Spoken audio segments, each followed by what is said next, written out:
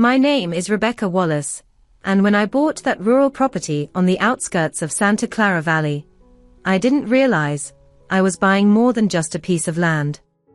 I bought a battle. The first rays of sun hadn't even touched the horizon when I started marking the boundaries of my new property.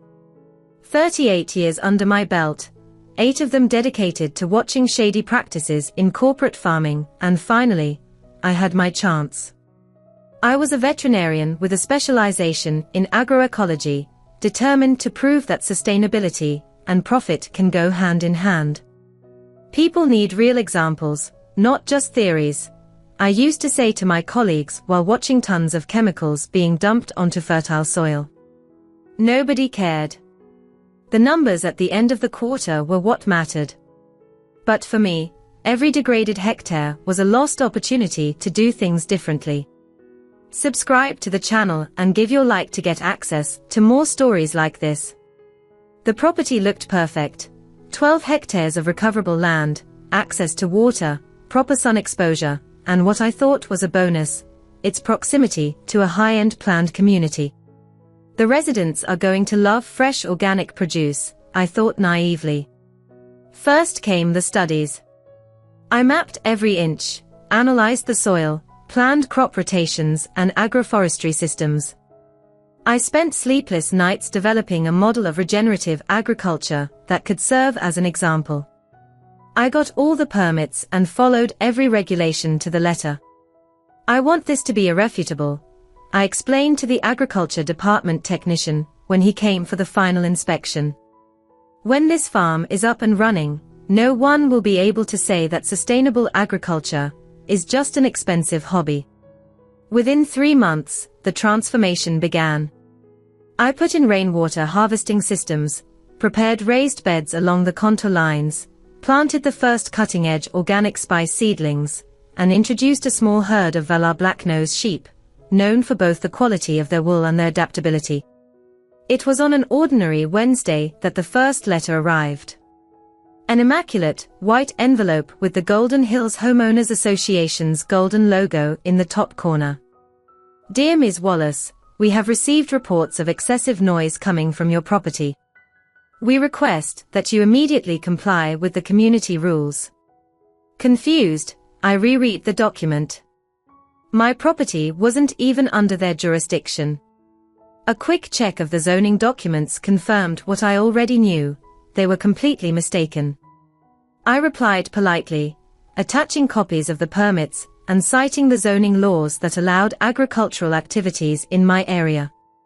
I believed it was just a misunderstanding. 2 weeks later, a representative from the association showed up at the farm's entrance. He was dressed in an impeccable suit, carrying a leather briefcase, with a smile that didn't reach his eyes. Ms. Wallace, I'm Benjamin Matthews, lawyer of the Golden Hills Association. We are here to personally notify you about ongoing violations. My property isn't under your association's jurisdiction, I responded bluntly. Funny that you mention that, he said while adjusting his cashmere tie, because we have just approved an expansion of the community limits that includes this land. The real battle had begun. The following week, the access road to my property was mysteriously blocked by emergency construction. Suppliers began canceling deliveries, claiming they'd been informed that my operating license was suspended. Lies, of course. One afternoon, 2 police officers showed up at the property's entrance. We have a report of an environmental violation, said the older one, visibly uncomfortable. From whom? I asked. From the Golden Hills Association. They claim your activities violate local regulations. I showed them the permits and licenses again. After checking everything, the officers looked puzzled. Everything seems in order here, but I suggest you get legal advice. This isn't the first complaint we've received. That night, I contacted Samuel Reynolds, a 62-year-old lawyer specializing in property disputes and environmental law. With gray hair and keen eyes that had seen it all over 35 years in the field, he listened carefully. This isn't a coincidence, he concluded after reviewing the documents. Someone wants your land, and they're not willing to offer a fair price for it. Samuel's suggestion completely shifted my perspective. What seemed like a series of isolated incidents was now revealing itself as a meticulously orchestrated pattern. The next morning, I started my own investigation. We need to identify why your land is so valuable to them, Samuel advised over the phone. A homeowners association doesn't mobilize so many resources just for aesthetic reasons. I began at the local city hall, asking for access to recent zoning change requests in the area.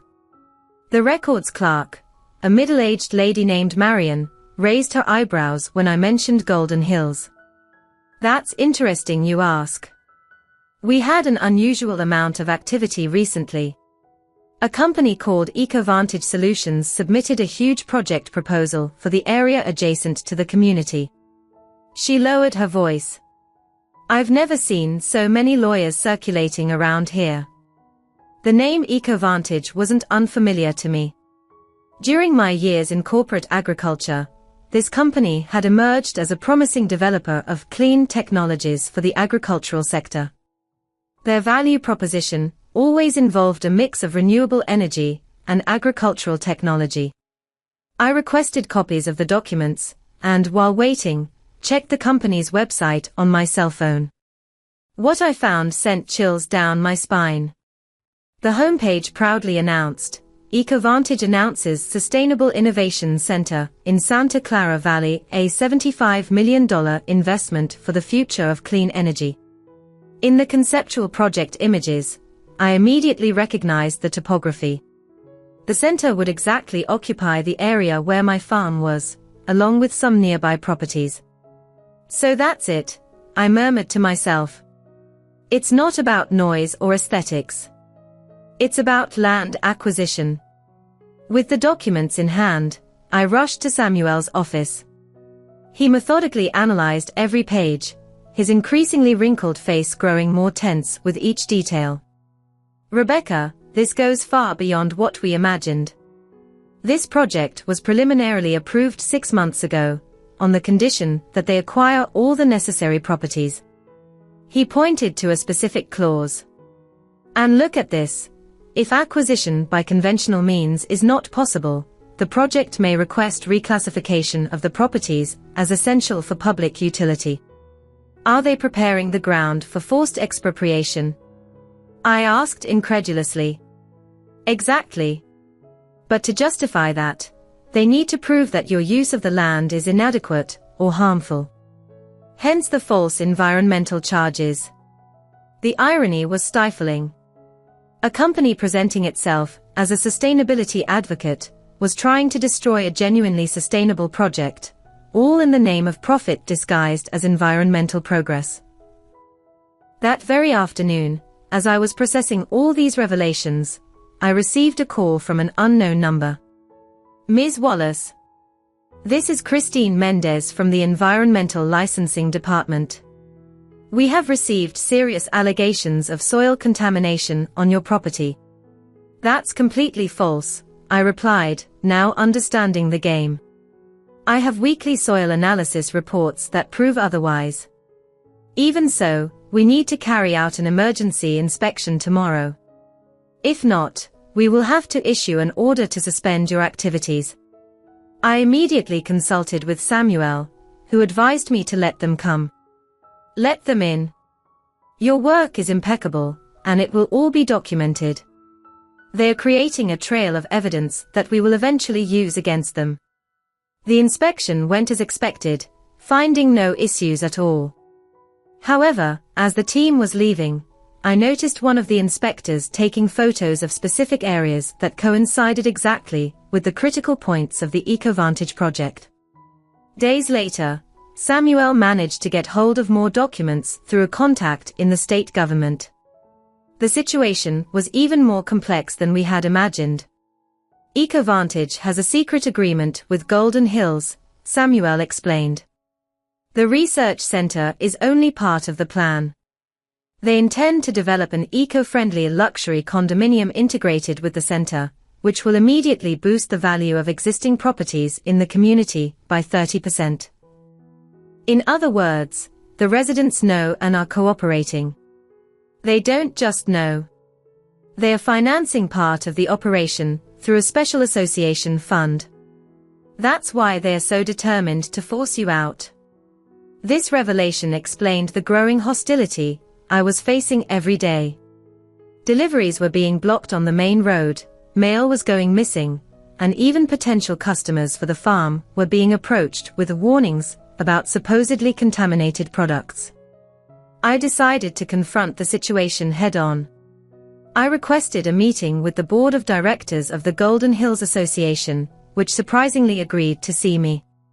Their headquarters was exactly as you would expect: expensive furniture, impressive impressionist paintings on the walls, and a massive mahogany meeting table where 5 men and 2 women waited with impassive expressions. "Ms. Wallace, we appreciate your initiative," began the president, a man in his 60s sporting an ostentatious Rolex. "Although we may differ, there is always room for civilized dialogue." Civilized would be not trying to force me to abandon my property with false accusations, I replied calmly, placing a folder on the table containing copies of all the baseless notices I had received. The mood in the room changed instantly. "I don't know what you're talking about," he replied curtly. "We are just enforcing our community rules. Rules that don't apply to my property, as you well know. I also know about the agreement with EcoVantage and the project that depends on acquiring my land." A tense silence filled the room. One of the directors cleared her throat nervously. "Ms. Wallace, it seems you are misinformed. But since you mentioned it, perhaps we can be direct. Your little farming experience is standing in the way of inevitable progress. EcoVantage is going to bring hundreds of jobs and cutting-edge technology to the region. And increased property values for you," I added. The president leaned forward. "We are reasonable people. EcoVantage has authorized us to offer 20% above market value for your property. It's a generous offer considering that eventually the project will be classified as a public utility." I kept my composure. "I'm not selling. My farm is legal, sustainable, and it has every right to exist where it is." "Too bad," he sighed. "We had hoped you'd understand the situation." When I left the meeting, I knew I had escalated the conflict while also confirming my suspicions. In the parking lot, one of the directors, who had remained silent during the meeting, approached me. "Be careful," she whispered, glancing around to make sure nobody was watching. "They won't stop with the notifications and inspections. I've seen how this works before."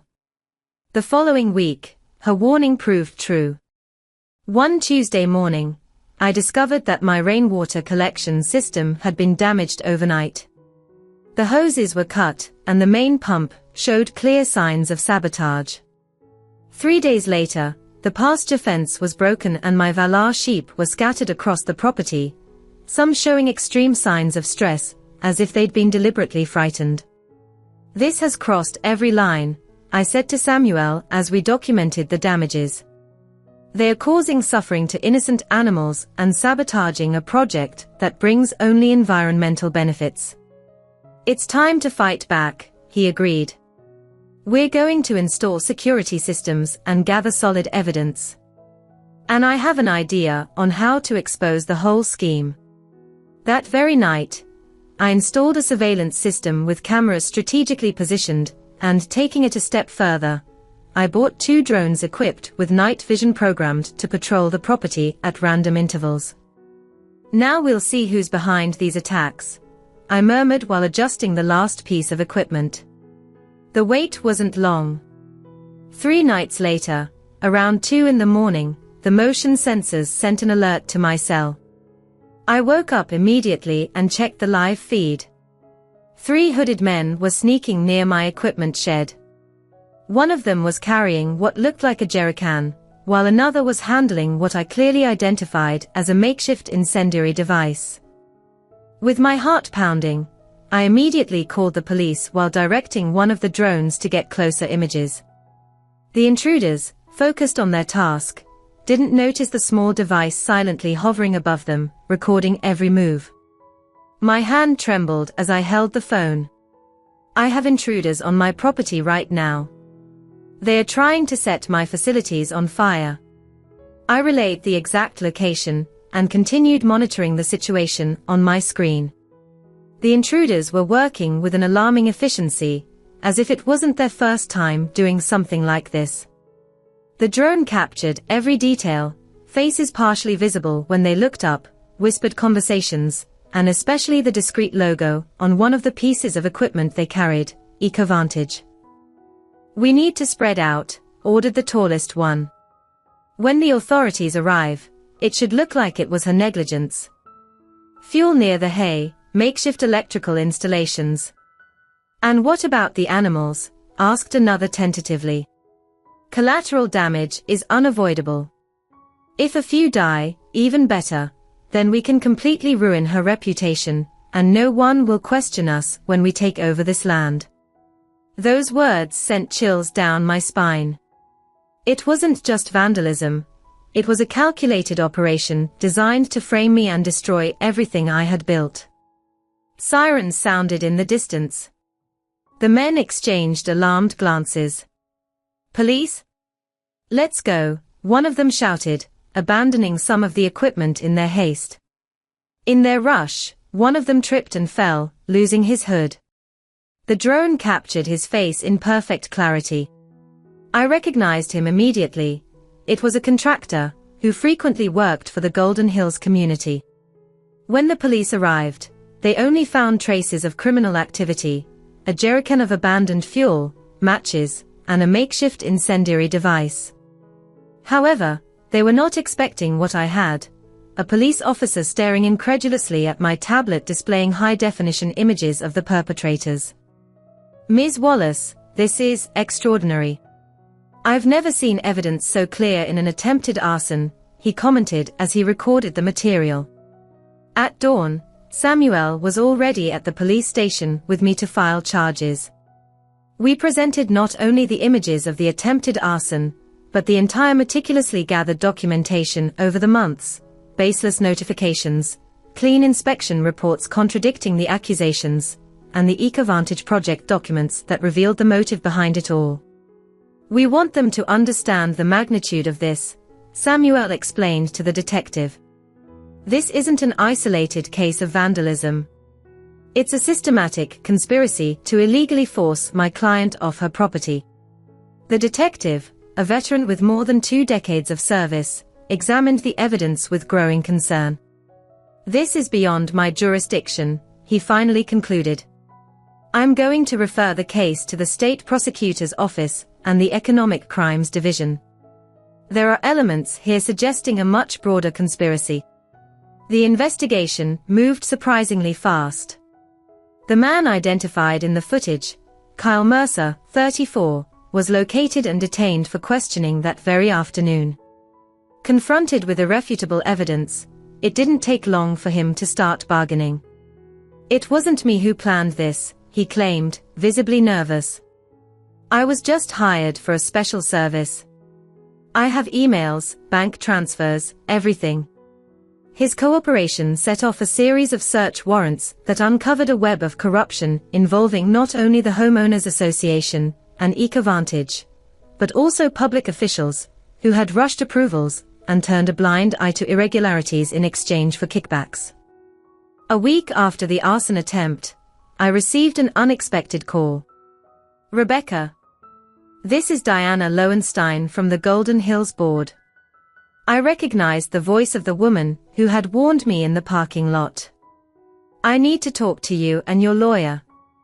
I have information you must know, but I can't speak over the phone." We met with Diana in a secluded cafe, where she kept glancing around to see if anyone was watching. "I'm taking a big risk here," she began, placing a USB drive on the table. Here are minutes from unofficial meetings, emails, and the complete plan.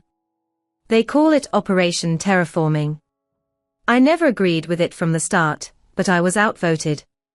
On that USB drive, we found the final piece of the puzzle, internal documents detailing how EcoVantage had strategically mapped out target properties for acquisition, ranking them by expected resistance level, and persuasion strategies that ranged from financial offers to methods explicitly described as legal and extra-legal pressure.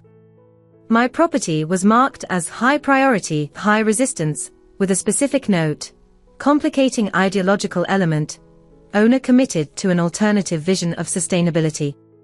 There were also correspondences between the former CEO of EcoVantage, Anthony Bennett, 59, and the association president, explicitly planning how to force me out through strategic incidents that would render the farm's operations unsustainable. Samuel was ecstatic. "This is pure dynamite, Rebecca. Not only does it prove the conspiracy, but it shows premeditation and malice. We're going to file a civil suit in addition to the ongoing criminal case." News of the investigation leaked to the local press 3 days later, with a sensational headline, "Real Estate Scheme Disguised as a Green Project. Company and Homeowners Association under investigation for conspiracy and attempted criminal arson." The case exploded, drawing national attention as an example of corporate greenwashing taken to the extreme. A company supposedly committed to sustainability trying to destroy a genuinely sustainable farm. EcoVantage rushed to distance itself from the scandal, issuing a statement claiming that specific individuals acted without corporate approval and announcing that Anthony Bennett had been removed. The Golden Hills Homeowners Association fell silent, guided by their lawyers. Kyle Mercer, the contractor captured on camera, became a key prosecution witness. In his testimony, he detailed how he was recruited to carry out a series of interferences on my property, culminating in the arson attempt that was to be disguised as an accident. "They told me it was just to scare her so she would give up," he confessed in his deposition. "When I realized we were putting lives at risk, both human and animal, I felt sick, but I was afraid of reprisals if I backed out." The trial day arrived 8 months after the arson attempt. The courtroom was packed. Journalists, environmental activists, and, curiously, several local rural property owners facing similar pressures from developers. Seated next to Samuel, I faced Anthony Bennett and the association president as they entered escorted by their lawyers, avoiding any eye contact with me.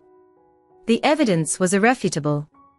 The emails, internal documents, testimonies, and especially the footage captured by the drone made for a nearly unassailable case.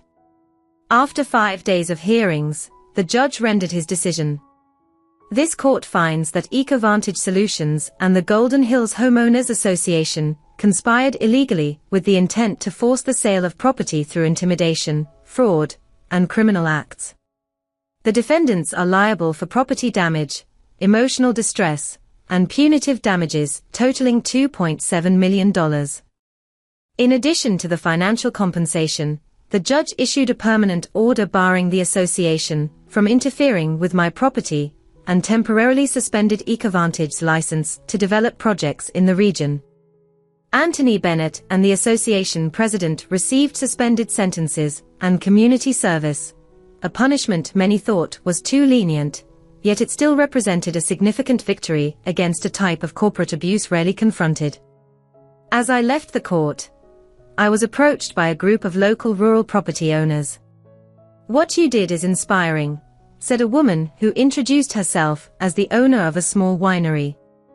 "We all face similar pressures, we just didn't have the courage or resources to fight."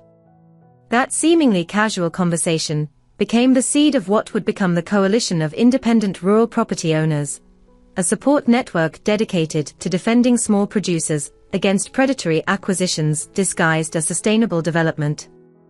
6 months after the trial, not only was my farm surviving, it was thriving. The Valar Blacknose sheep had multiplied, organic production was gaining a growing market, and the regenerative agriculture system was already showing impressive results in soil quality. On a sunny spring morning, a group of agroecology students from the state university visited. As we walked around the property, one young student asked the question I heard so often. After everything that happened, did you ever think about giving up? I paused for a moment, looking at the flourishing raised beds and the sheep grazing peacefully in the background. What I learned from this journey is that sustainability isn't just about farming practices. It's about resistance. It's about standing up for your right to exist when powerful systems decide you're inconvenient. In the distance, I could see the Golden Hills community, their rooftops gleaming under the sun. The Homeowners Association was still there, as was EcoVantage, though both now operated under intense public scrutiny. The corporate world rarely faces truly transformative consequences. But something had changed fundamentally.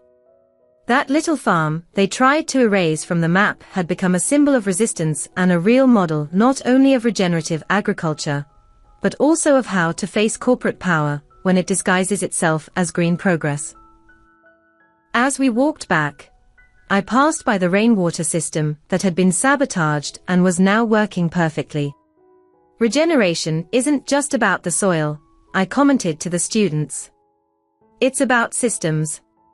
When something is destroyed, we can rebuild it better, stronger, and more resilient. Subscribe to the channel and give your like to get access to more stories like this. And that's exactly what my farm, now officially called Regenerative Resistance, represented. Not just a successful agricultural business, but a living testimony that sometimes, resisting is the most sustainable way to exist.